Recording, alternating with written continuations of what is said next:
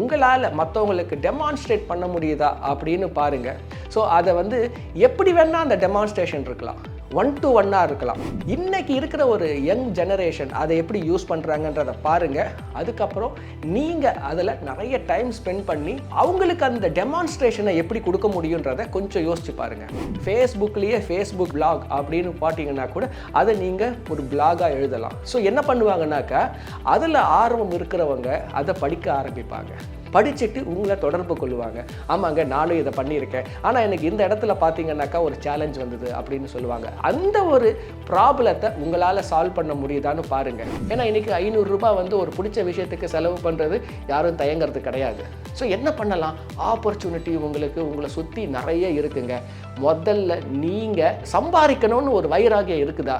வைராகியம் இருந்துச்சுனாக்கா இதுக்கு உங்களுக்கு இன்னைக்கு நிறைய வழிகள் இருக்குது. கட்டுமானத்தின் வலிமை, கட்டிடங்களின் பாதுகாப்பு. ஸ்ரீ துர்கா டிஎம்டி கம்பிகள். நியூஸ் கேஃபே நேயர்களுக்கு அன்பு வணக்கங்கள். நான் உங்கள் சதீஷ், பர்சனல் ஃபைனான்ஷியல் எக்ஸ்பர்ட். போன வீடியோவில் 5 பேசிவ் இன்கம் ஐடியாஸை பார்த்துருந்தோம். அதில் 4வது பேசிவ் இன்கம் ஐடியாஸ் பார்த்தீங்கன்னா சைடு ஹசில்னு சொல்லக்கூடிய பேசிவ் இன்கம் ஐடியாஸ். உங்களோட ஹாபியை நீங்கள் எப்படி மானிட்டைஸ் பண்ணுறதுன்றது வந்து சொல்லியிருந்தேன். நான் நிறைய சப்ஸ்கிரைபர்ஸ் அதிலிருந்து கொஸ்டின் கேட்டிருக்கீங்க, எப்படி எஃபெக்டிவாக அந்த ஒரு சைடு ஹசிலிங்கை நம்ம வந்து ஒரு மானிட்டைஸ் பண்ணலாம் அப்படின்னு கேட்டிருந்தீங்க நீங்கள். ஸோ இந்த வீடியோவில் வந்து நீங்கள் அதை எப்படி செயல்முறையில் ப்ராக்டிக்கலாக கொண்டு வரலாம் அப்படின்னு. இப்போ பார்த்தீங்கன்னா எல்லாருக்குமே வந்து டைம் அப்படின்றது பார்த்தீங்கன்னாக்கா ரொம்பவுமே ஒரு ப்ரீஷியஸான ஒரு விஷயம். 24 hours தான் இருக்குது எல்லாருக்குமே. அந்த ஒரு 24 hour நீங்கள் என்ன பண்ணுங்கள், 8 + 8 + 8 இப்படின்னு டிவைட் பண்ணிவிடுங்க. ஃபஸ்ட்டு 8 hours பார்த்தீங்கன்னாக்கா உங்களுடைய ஒரு பர்சனல் ஹைஜீன் டைம் அது. ஸோ எல்லோரும் பார்த்தீங்கன்னா ஒரு 6 to 7 hours கண்டிப்பாக ஒரு ரெஸ்ட்டுன்றது வேணும். அண்ட் ஒரு 7 hours ஸ்லீப். அப்புறம் பார்த்தீங்கன்னாக்கா ஒரு 1 hour உங்களுக்கான ஒரு பர்சனல் டைம், சாப்பிட்றது இல்லை நீங்கள் ஒரு personal hygiene work. So 8 hours உங்களுக்கான ஒரு நேரம். இன்னொரு ஒரு 8 hours பார்த்தீங்கன்னாக்கா கண்டிப்பாக ப்ரொஃபஷன், அதுதானே இன்றைக்கி நமக்கு வந்து ஒரு காம்பன்சேஷன் சேலரி அப்படின்னு கொடுத்துட்ருக்கு. எல்லாருக்கும் ஒரு 8 hours ஒர்க்கு கண்டிப்பாக இருக்குது. ப்ளஸ் 8 hours மட்டும் இல்லை, சம்டைம்ஸ் அது ஒரு 9 hours போகும். ட்ராவல் எல்லாத்தையும் நம்ம இன்க்ளூட் பண்ணாக்கா கண்டிப்பாக ஒரு 10 hours வந்துடுது நமக்கு. ஸோ இப்போ பார்த்தீங்கன்னா 8 hours பர்சனல் டைம். அதுக்கப்புறம் நீங்கள் வந்து இப்போது ஒரு 10 hours நீங்கள் ஒர்க்கு அப்படின்னு வச்சுக்கிட்டா கூட உங்களுக்கு 18 hours போயிடுது. அப்புறம் ஒரு travel time or friends, hobby இதெல்லாம் நீங்கள் பார்த்தீங்கன்னா கூட உங்களுக்கு ஃபேமிலியான டைம் இதெல்லாம் பார்த்தீங்கன்னா கூட ஒரு 4 hours 5 hours போயிட்டிங்கன்னா கூட டெய்லி உங்களுக்கு 1 or 2 hours கண்டிப்பாக உங்களால் ஸ்பேர் பண்ண முடியும். இந்த ஒரு 2 hours நீங்கள் என்ன பண்ணலான்னாக்கா உங்களுக்கான ஒரு பிடிச்ச ஒரு விஷயம் என்னன்றதை ஃபஸ்ட்டு எழுதுங்க. ஒரு நோட்டை எடுத்து ஒரு 10 ஆக்டிவிட்டியை எழுதுங்க. சின்ன வயசுலேருந்து நீங்கள் என்ன மாதிரியான விஷயங்கள்லாம் ரொம்ப பிடிச்சு செஞ்சீங்க. அதாவது பிடிச்சி அப்படின்னாக்கா அந்த ஒரு ஆக்டிவிட்டியை செய்யும்போது நமக்கு டைம் போகிறதே தெரியக்கூடாது. ஏதோ ஒரு ஆக்டிவிட்டி, இப்போ கிரிக்கெட் ஆடுறோம் வச்சிங்களேன். சின்ன வயசில் வந்து குவார்ட்டர்லி, ஆஃப் இயர்லி, ஆனுவல் லீவ்லாம் வரும் இல்லையா. காலையில் ஒரு 6:30க்கு பேட் எடுத்துகிட்டு போயிடுவோம். ஸோ 6:30க்கு பார்த்தீங்கன்னாக்கா இந்த ரோட்லேயே கிரிக்கெட் விளையாடுவோம். 6:30 to 8 அப்படி 8:30 வரைக்கும் வீட்டுக்கு வருவோம், சாப்பிடுவோம். சாப்பிட்ட உடனே என்ன பண்ணிவிடுவோம், 9:30 10 o'clock கிரவுண்டில் போய் கிரிக்கெட் ஆடுவோம். 3 hours 1 o'clock வரைக்கும் கிரவுண்டில் கிரிக்கெட் ஆடுவோம். அதுக்கப்புறம் அந்த சைக்கிள் எடுத்துகிட்டு வீட்டுக்கு வருவோம்.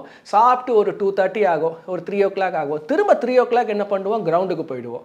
ஸோ அந்த கிரவுண்ட்லேருந்து ஒரு 6 o'clock வந்துட்ட பிறகு அப்பவும் சும்மா இருக்க மாட்டோம்.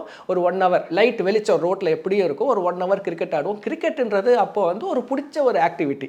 ஸோ இதை மாதிரி நீங்கள் சின்ன வயசில் எந்த ஆக்டிவிட்டியில் நிறைய டைம் ஸ்பெண்ட் பண்ணீங்கன்றதை பாருங்கள். ஒரு 10 ஆக்டிவிட்டியை எழுதுங்க. நீங்கள் மூவிஸாக இருக்கலாம், மியூசிக்காக இருக்கலாம், இல்லை உங்களுக்கு குக்கிங் ரொம்ப பிடிக்கும்னா குக்கிங்காக இருக்கலாம், இல்லை நீங்கள் ரொம்ப வந்து ஒரு இன்டெலெக்சுவல் பர்சனாக இருந்தாக்கா ஏதாவது சப்ஜெக்ட்ஸ் உங்களுக்கு பிடிக்கும், ஃபிசிக்ஸ், கெமிஸ்ட்ரி, மேத்தமேட்டிக்ஸ் ஏதோ ஒன்று இருக்கும், இல்லை செஸ் விளையாடுறது பிடிக்கும், ஸ்போர்ட்டாக இருக்கலாம். என்னென்ன ஆக்டிவிட்டின்றது எழுதுங்க. அதுக்கப்புறம் எலிமினேட் பண்ணுங்கள். எலிமினேட் பண்ணி ஒரு டாப் 3 ஐடென்டிஃபை பண்ணுங்கள். அதில் உங்களுக்கு அந்த ஒரு ஹார்ட்டுக்கு பிடிச்சது அப்படின்னு சொல்லக்கூடிய ஒரு ஆக்டிவிட்டியை சூஸ் பண்ணுங்கள். அந்த ஆக்டிவிட்டி இப்போ வந்து எந்த அளவுக்கு கொஞ்சம் மாறி இருக்குது, அட்வான்ஸாக ஆகிருக்கு அப்படின்றத ஒரு ரிசர்ச் பண்ண ஆரம்பிங்க. நீங்கள் ஸோ இந்த காலகட்டத்தில் நம்ம அப்போ செஸ் விளையாடிட்டு இருந்தோம். இப்போ பார்த்தீங்கன்னா நிறைய ஆன்லைன் செஸ்லாம் வந்துடுச்சு. இப்போது ரூல்ஸ் அதே ரூல்ஸாக இருந்தாலும் அதோட ஒரு பரிமாணம் கொஞ்சம் ஒரு சேஞ்ச் ஆகிருக்கு. கிரிக்கெட் அப்படின்னு பார்த்தீங்கன்னா கூட இன்றைக்கி அதே 22 yards தான் பேட் பால், ஆனால் ஒரு சில நியூ ஃபார்மட்ஸ்லாம் வந்துருக்கு உங்களுக்கு. ஸோ இன்றைக்கி இருக்கிற ஒரு யங் ஜெனரேஷன் அதை எப்படி யூஸ் பண்ணுறாங்கன்றதை பாருங்கள்.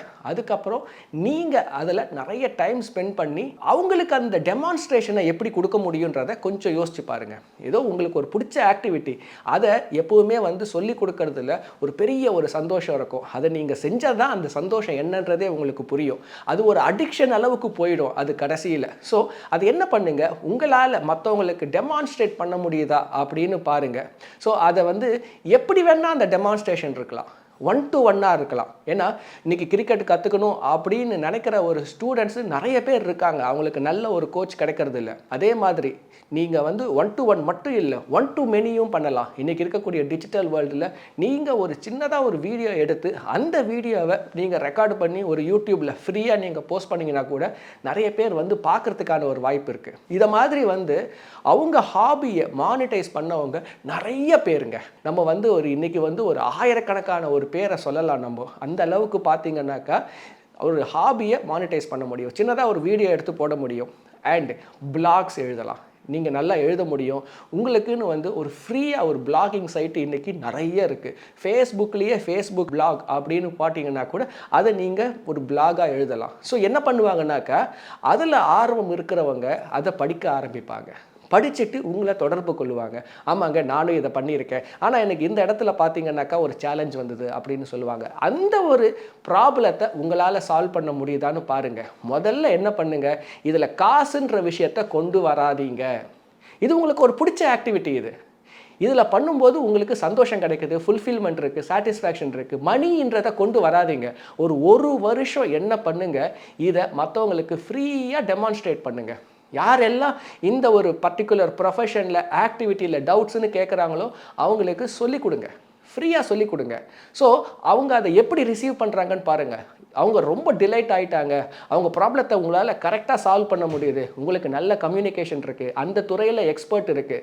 செகண்டு, அதில் நிறைய பேருக்கு ப்ராப்ளம் இருக்குது. இதெல்லாம் தெரிஞ்சிடுச்சுனாக்கா அதுக்கப்புறமா நீங்கள் அதுக்கு ஒரு மானிட்டைசேஷன் வைக்கலாம்.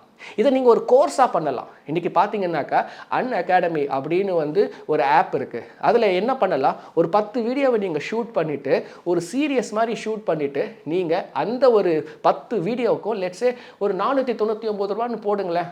அதை ஒரு 10 பேர் வாங்குவாங்க, அப்புறம் ஒரு 100 பேர் வாங்குவாங்க, அதுக்கப்புறம் ஒரு 1000 பேர் வாங்குவாங்க. அதை யாருக்கெல்லாம் அதில் வந்து ஆர்வம் இருக்கோ அது கண்டிப்பாக வாங்க. ஏன்னா இன்றைக்கி 500 ரூபாய் வந்து ஒரு பிடிச்ச விஷயத்துக்கு செலவு பண்ணுறது யாரும் தயங்கிறது கிடையாது. ஸோ என்ன பண்ணலாம், ஆப்பர்ச்சுனிட்டி உங்களுக்கு உங்களை சுற்றி நிறைய இருக்குங்க. முதல்ல நீங்கள் ஃபஸ்ட்டு அந்த அளவுக்கு உங்களுக்கு அந்த ஒரு சம்பாதிக்கணும்னு ஒரு வைராகியம் இருக்குதா? வைராகியம் இருந்துச்சுனாக்கா இதுக்கு உங்களுக்கு இன்றைக்கி நிறைய வழிகள் இருக்குது. பணம் இருந்தால் தான் பணத்தை சம்பாதிக்கணும்னு கிடையவே கிடையாதுங்க. இன்றைக்கி இருக்கிற ஒரு டிஜிட்டல் வேர்ல்டில் பணம் இல்லாமலும் நீங்கள் பணத்தை சம்பாதிக்க முடியும். த வேர்ல்டு இஸ் ஃப்ளாட் அப்படின்னு சொல்லுவாங்க. இதுக்கு முன்னாடி எல்லாம் பார்த்தீங்கன்னா 1950 1900 ஒரு பணக்காரர்னு பார்த்தீங்கன்னா இன்ஹெரிட்டட் மணி வச்சுருந்தவங்க மட்டும்தான் பணக்காரராக இருந்துட்டு இருந்தாங்க. ஏன்னா ஒரு பெரிய ஒரு இண்டஸ்ட்ரி கட்டணும்னா உங்களுக்கு கேபிட்டல் தேவைப்படும். ஆனால் இன்றைக்கி பார்த்தீங்கன்னாக்கா உங்களோட இன்டெலெக்சுவல் ப்ராப்பர்ட்டி அந்த ஒரு ஐடியாஸ் இருந்தால் போதும், பணம் இல்லாமல் பணம் சம்பாதிக்கக்கூடிய ஒரு ஆப்பர்ச்சுனிட்டி நிறைய இருக்குது. நீங்கள் காலேஜை முடிச்சிட்டிங்க அப்படின்னு சொல்லிட்டாலே இனிமேல் நீங்கள் கம்ப்ளைண்ட் பண்ணக்கூடிய ஒரு ரெஸ்பான்சிபிலிட்டியை இழந்துடுறீங்க. நீங்கள் காலேஜ் படிக்கிற வரைக்கும் எங்கள் அப்பா என்னை படிக்க வைக்கல அப்படின்னு சொல்லலாம், எனக்கு கார் வாங்கி தரல, நான் நல்லா சம்பாதிக்கல, என்ன வேணால் சொல்லலாம். நீங்கள் காலேஜ் படிக்கிற வரைக்கும், காலேஜ் படித்து முடிச்சிட்டிங்கன்னா உங்கள் லைஃபுக்கு நீங்கள் தான் ரெஸ்பான்சிபிள். சின்ன கார் ஓட்டுறீங்களா, நீங்கள் தான் ரெஸ்பான்சிபிள். காசு ரொம்ப கம்மியாக இருக்கா, நீங்கள் தான் ரெஸ்பான்சிபிள். அந்த ரெஸ்பான்சிபிலிட்டியை கையில் எடுங்க. நிறைய ஐடியாஸ் இருக்குது. இதை மாதிரியான ஒரு ஐடியாஸை மானிட்டைஸ் பண்ணுங்கள். கண்டிப்பாக ஒரு நல்ல ஒரு சைடு ஹஸ்லிங், ஒரு மானிட்டைசேஷன் பார்க்கலாம். நீங்கள் ஏதோ ஒரு விஷயம் புதுசாக கற்றுக்கிட்டு இருக்கீங்கன்னாக்கா லைக் பட்டனை கிளிக் பண்ணுங்கள், சப்ஸ்கிரைப் பண்ணுங்கள். அண்ட் உங்களோட ஃபேவரேட் ஆக்டிவிட்டி என்ன, நீங்கள் சைடு ஹஸ்ல் பண்ண போகிற ஆக்டிவிட்டி என்ன, அதை கமெண்ட் பண்ணுங்கள். நான் அது என்ன மாதிரியான ஆக்டிவிட்டின்னு தெரிஞ்சுக்கிறதுல ஒரு சந்தோஷம் இருக்குது எனக்கு. Stay tuned. இன்னொரு வீடியோவில் இன்னொரு இன்ட்ரெஸ்டிங் இன்ஃபர்மேஷனோட மீட் பண்ணுறேன். See you. Bye bye. இந்த வீடியோ உங்களுக்கு பிடிச்சிருந்தா லைக் பண்ணுங்க, ஷேர் பண்ணுங்க, கமெண்ட் பண்ணுங்க. மறக்காம பெல் பட்டனை கிளிக் பண்ணிட்டு சப்ஸ்கிரைப் பண்ணிடுங்க.